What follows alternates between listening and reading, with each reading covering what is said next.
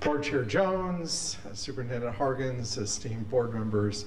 I am Brent McKim, President of the Jefferson County Teachers Association. And in the Teachers Association, we have building representatives in all of our schools. And once a month, our building representatives meet and they have table discussions identifying issues that they have at their sites. And then that information is collected by our JCTA board members, and we process that at the JCTA board. And at our most recent JCTA board meeting, our board asked me to address the school board and the superintendent on the issue of the proficiency and diagnostic tests that occur typically every 3 weeks in the district. There were a number of concerns raised.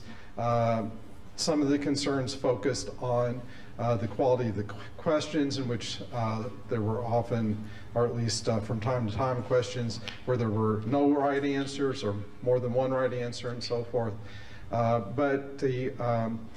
And also there were concerns expressed that the information that comes back from those is not always particularly useful for the teachers.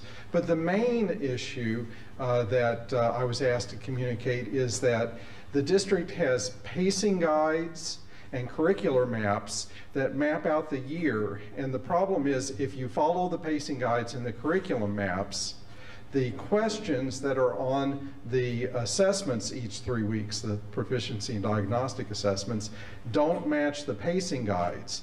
And so you may have questions about content that you haven't covered yet, and the students, of course, may miss those questions.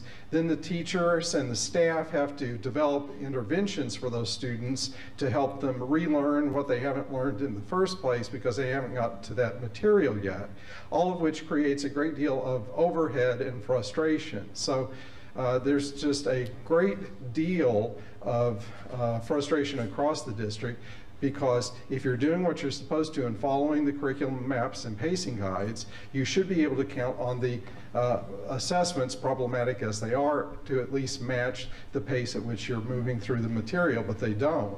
And that creates this need to create interventions for things that haven't been failed to be learned because they haven't been reached yet. So, on behalf of the JCTA building reps and the JCTA board, I'm requesting that you look very carefully at this issue of matching the curriculum maps and the pacing guides with the pacing of the assessments on the district assessments. Thank you very much for all you do. Okay, thank you very much. And